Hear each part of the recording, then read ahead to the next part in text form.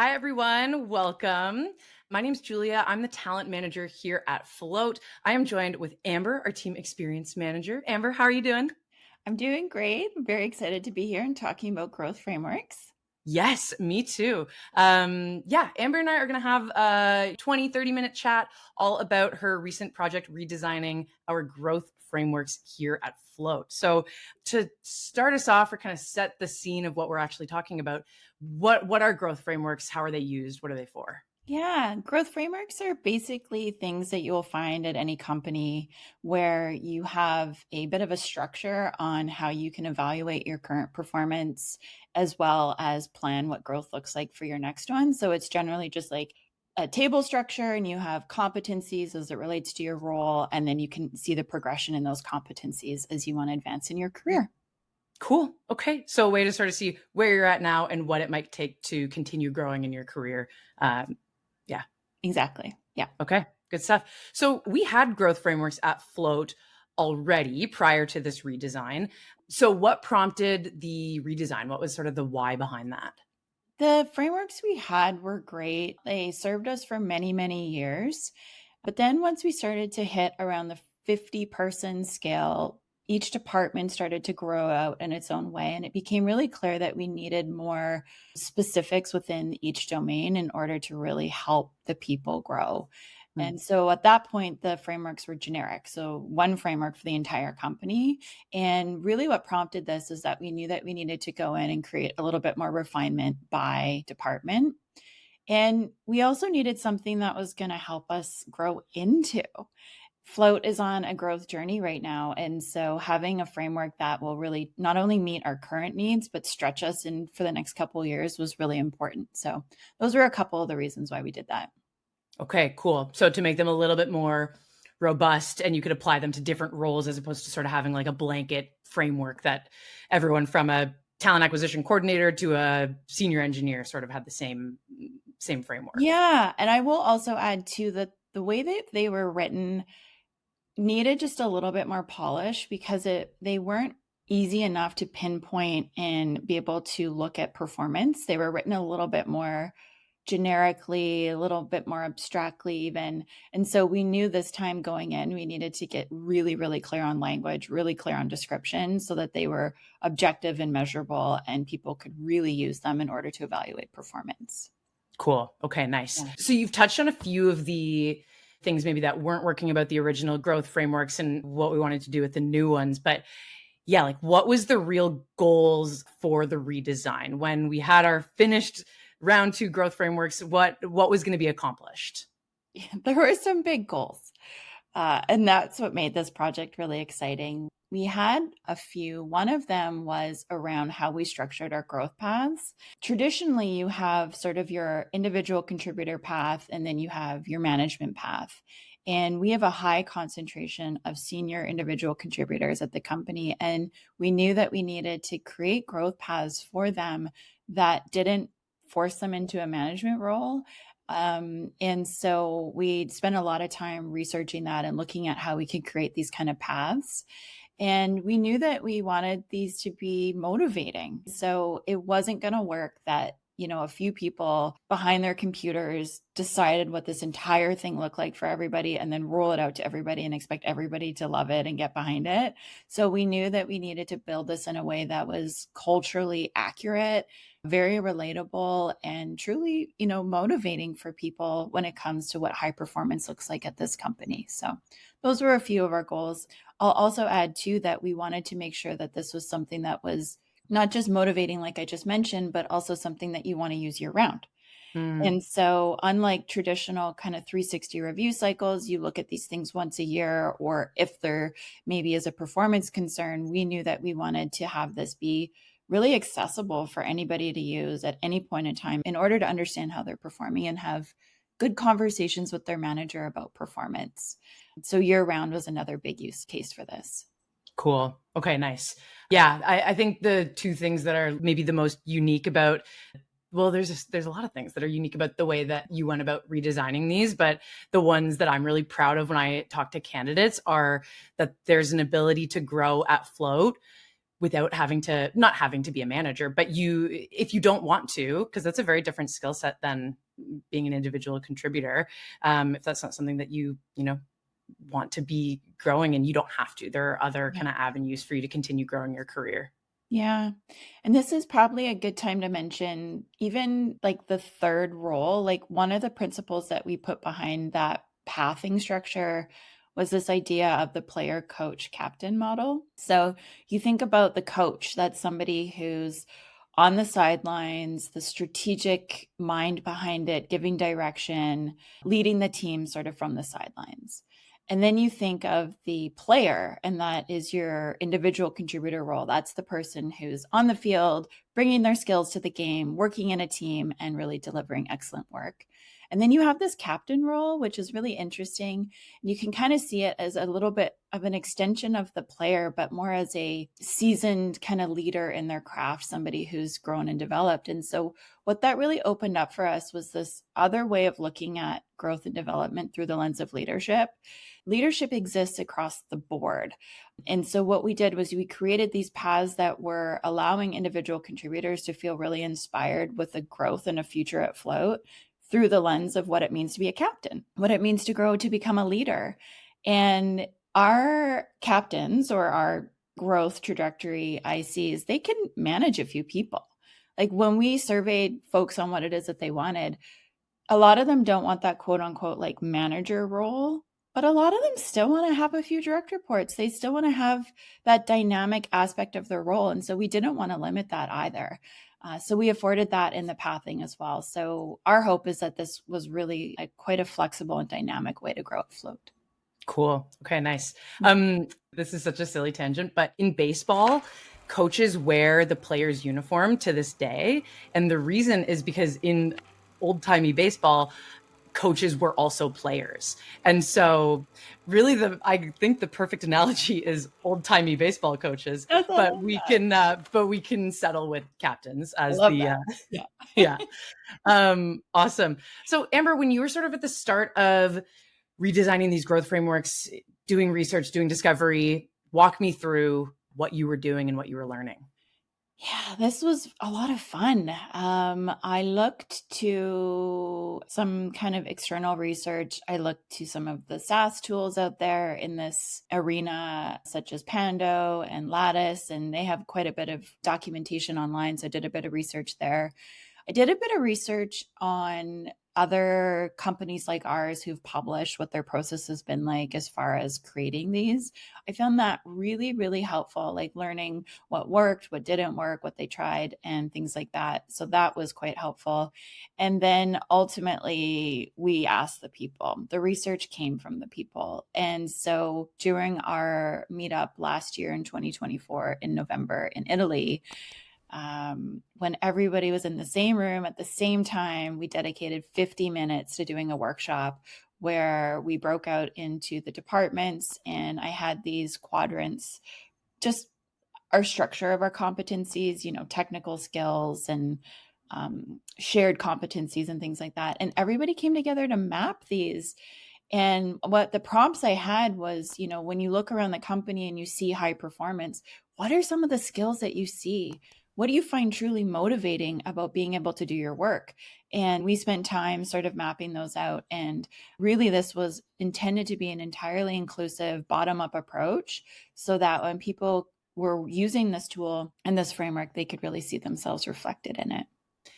It was such a great exercise, and it's so much more powerful as a tool when it's truly reflective of what everybody at this company values and Yeah. sees as strong performance. So yeah, it was such a wonderful exercise, and something that I'm very proud of in our Yeah. frameworks. Yeah. That's great. Me too. Yeah, cool. And then you had all of these ideas and all of these probably like hundreds of sticky notes of what different people at Float saw as competencies or skills that need to be displayed in each role. Then what happened? What was the meat of the work, and what were some of the challenges with building the competencies? There was a lot. And it was so fascinating to see how the same thing could be said in 5 different ways. So when I zoomed out, the patterns were clear, as they are for any organization really. Like, we weren't going to reinvent the wheel by renaming communication or renaming problem solving. Like, we know those are important and those matter. And so the competencies themselves were not unique, I wouldn't say, against what you would see out there from like maybe a generic template. But where it got really, really, really fascinating was when I started to look at, okay, what does communication mean to us? What does prioritization mean to us? And that's when you started to see the culture really emerge and the nuance of what that looks like. We're a remote async company. Communication here is fundamental, and it means so many different things about how you communicate, where you communicate, when you communicate. And if you don't nail that at float, it doesn't work. It breaks down. And so this idea of putting like a generic description of communication and a competency for us just wouldn't have worked. So I found it to be the most fascinating exercise to go through all that and write those descriptions for what each one meant across the levels. Cool. That's very, very interesting. And yeah, I'm thinking of it too. And yeah, stakeholder management. Every competency framework you come across Has one. anywhere is going to have that. But here's what it looks like at Float, and here's why it's important to how we work at Float. That's super cool. Well, and I'll add to this too, wherever we could remove any jargon, any fluff, any abstraction, we did that because I can see people's like eyes literally cross when you put them in front of something like that and they can't see it. I didn't want this to be something where people would just sort of gloss over. And so when I was able to actually look at the actual language and the actual motivation and the actual way we think and bring that into it, that's when I started to feel like, okay, we're doing something good here. You know, this is going to, yeah, people are going to want to use this. Totally. Because we built it and it's Yeah. specific to us and it's Yeah. relevant to us. Yeah. Love it. Mm. That's very cool. And then what were some other challenges you came across? I know you mentioned at the start of our conversation that we have such a high concentration of individual contributors, senior individual contributors. So, how did rebuilding the competency frameworks address that? Is that even a problem that needs to be addressed? Well, I think the research that I did at the beginning really helped give the concept for what it was we wanted to achieve. Like we talked about just a couple minutes ago, we didn't want to force people into a traditional management path. And also, of a company of our size, we don't have a lot of management paths and we don't want a lot of management paths. Like we don't want those extra layers to just come into play for the sake of coming into play. So, really leaned quite a bit on developing these pathways so that there's a lot of growth with you being able to stay in the work. And then, if you decide to and you want to fork out and have a couple direct reports, we just have an added set of 4 competencies that we need you to be able to work with. And it's like leadership and delegation and things like that. And what I'm really excited about from this is that it just means that no matter who is your manager at the company, whether they're quote unquote in a director role or they're an IC who's managing you, we all share the same expectations and competencies. So I'm really proud of that as well. And that from like in a team experience perspective, that means everybody's getting a shared level of experience and opportunity and growth at Float. So yeah. Cool. You hate those horror stories where someone's experience as a team member somewhere can differ so much based on who their manager is and kind of luck of the draw. So it's really great that that is one layer of kind of protection around that is like, here are the standards, no matter if you are growing to be a director of a team of 10 or if you just have one direct report, like here's kind of the baseline. Yeah, exactly. Yeah. Yeah. So Cool. that's how it's been built. Awesome.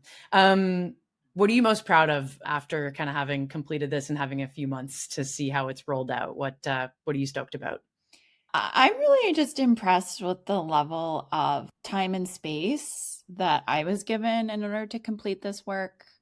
I know in a lot of organizations, this is like always on the back burner. You don't have time for this. You can't prioritize this. And I'm not going to lie, like start to finish, it was about 6 months worth of work. It was a lot of work. But it's here now. And if we need to make tweaks along the way, we can. But just the level of commitment and trust that was given to me in order to bring this forward, as well, just the inclusive approach that we had to making sure that we dedicated the time in order to hear from everybody and iterate on it. And I'm really proud of those pieces. Yeah. Cool. Bookmarking a whole separate blog slash video on you running a masterclass on project management because it was really cool. I was fairly close to you in this project, and it was like very, very cool to see how you broke down a well, not to scare anyone listening, but a meaty project into really like actionable, sizable Yeah. pieces. It was really impressive. Thank you. It's very multidimensional. But what I will say is that when the foundation's there and the work is done, you have such a solid foundation to build and scale from that I highly recommend just doing that work. Yeah. Great. We might have already chatted about this, but what were some of the big surprises that you noticed? Maybe something you didn't expect off the top that you experienced going through the project? Yeah, I think it's mostly the piece around how the cultural piece and how important it became to make sure that this was respective of the culture. I experimented quite a bit with this. I can share a little bit about the Yeah. ways that I did that with you. So I would be totally remiss if I didn't name ChatGPT in this conversation, Shout out right? to ChatGPT. Right? Yeah. It was a really awesome tool to use, not to do any of the strategic thinking, not to do any of the critical thinking. Certainly, ChatGPT couldn't tell us who our culture was, right? Or how we wanted to grow or what our pathing was. But one of the things that I wanted to mention that is very important when creating these frameworks is that you don't overload the competencies. So I've Mm, seen them done before where you have one competency and it's got a boatload of stuff packed into it. And then all of a sudden, the person reading it is like, well, is it this or is it this? Is it this? Because so much is being jammed into that. Don't do that. The tool that I use is mutually exclusive, collectively exhaustive. And it's this framework that basically you put this hat on that says, is each one of these competencies in its own right, its own thing? So mm. there's no overlap between them. And within it is as built out as it can be, basically. That was a really cool thing to have ChatGPT do for me. So at the end of it, when I had gone through, I asked it to do this for me. And it found little ways that things were overrunning into one another or could have been built out more. And so, what a great use case for building something like this so that when you zoom out and you roll it out to people, they're like, yeah, that's problem solving. And yes, that's decision making. And those are actually different things. Totally. And then we can get more out of it. Yeah. How do you ensure that it's collectively exhaustive without doing the thing you described at the start, which is having too many elements to just communication? I had a framework that I used within building it, which was no more than 3 points per Cool. competency. So I just knew that each one we wanted to try and maximize it to the fullest. So even within each bullet point, making sure that they were distinct and unique and as well rounded as possible.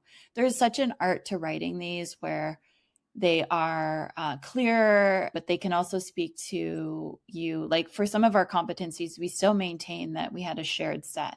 So while we did have some that were department competencies, we still had quite a few that were, regardless of what department you're in, we need a same standard of expectation on communication, as an example.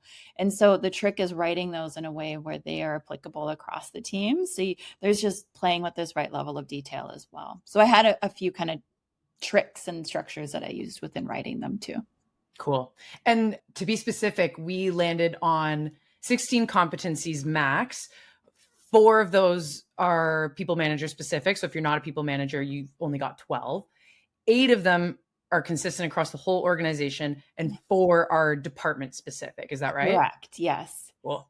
Okay. So that was complex, I'm not going to lie. As we Hmm. scale and get bigger, what we'll probably see are more running into departments and fewer going across the company. But Interesting. time will tell when we need to make that shift. But yeah, that's how Okay. we did that.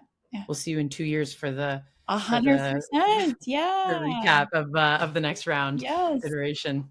Cool. And then you mentioned off the top as well something that is different about our framework. Something that works really well for us is using the competency frameworks all year round, not just during the one annual review.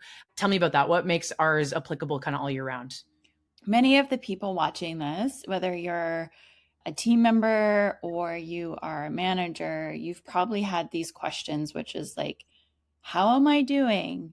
Where am I at? What do I need to do in order to grow to the next level? Or maybe as a manager, you're asking these questions. How do I evaluate this person? How do I know? There's always been this thing that I've found that people can't quite be able to give concrete answers. And I deeply, deeply wanted to say, you know what? We're doing this. We are getting transparent. We're getting clear. It's all out on the table. Here it is, everybody. Go for it. So, a companion document to the growth frameworks is our growth tracker. And this is something that we're in the process of rolling out now because we are doing our June kind of mid year review cycle, which is just self and manager review. But instead of running it through the what's working well, opportunities for improvement, standard kind of question set, we are evaluating ourselves and the manager's evaluating you based on the growth tracker, which is essentially the set of competencies and a very simple scoring matrix: needs improvement, performing, and outperforming. I can't wait for this because what this is going to do is allow a really objective, measurable way in order to fill this out, come to the table and have that conversation. Now, 3 times a year as a company, we have these milestones in place that are like forcing mechanisms to be having these conversations, but there is zero interference with anybody having this conversation and taking this initiative on their own. So fundamentally, we really wanted to make sure that everybody was empowered. Like, you have it all in front of you now. Go for it. We want you to grow. We want you to succeed. It's all here. Have fun. And so that is where this year-round empowerment mentality is really coming from.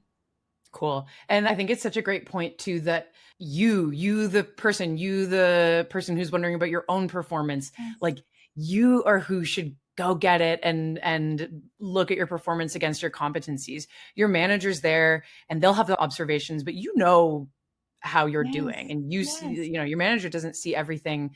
They've got kind of one piece of the pie. But I really appreciate that our frameworks are so that anybody at any time can go and kind of use it as a tool to facilitate their own performance conversation Exactly. with their manager. You own that. It's Yeah. your career. You own that. Yeah. So, Okay. A few rapid fire questions to wrap us up, or they don't okay. have to be rapid, but they are, Okay. maybe they will, maybe they won't. We'll see.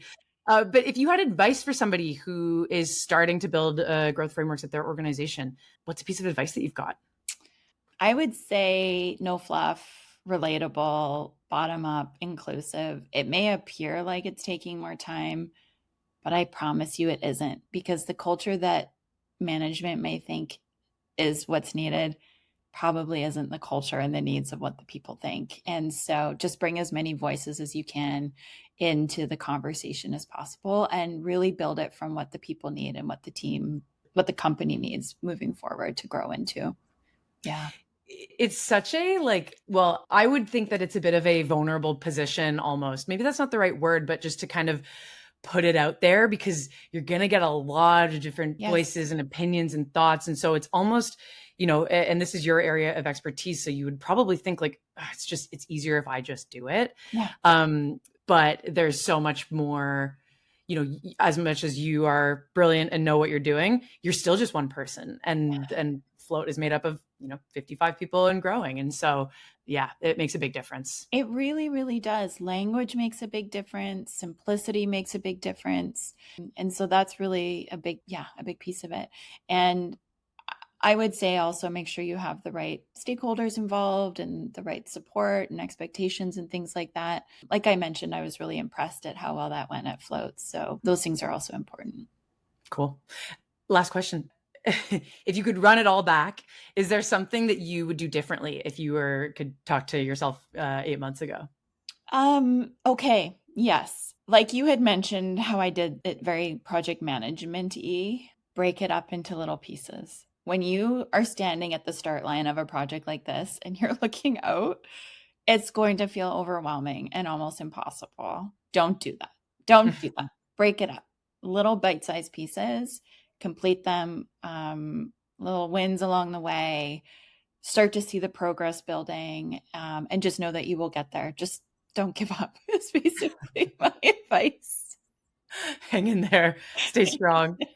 Yeah. Cool. Yeah. Awesome. Great. Well, I'm glad you hung in there because we have a very robust Thank and helpful you. growth framework. And it's, yeah, I've Yeah. dug into it a little bit and it's comprehensive, but it was such a great exercise to be faced with the real specifics of the role in a way that's so relevant to what I'm actually doing day to day.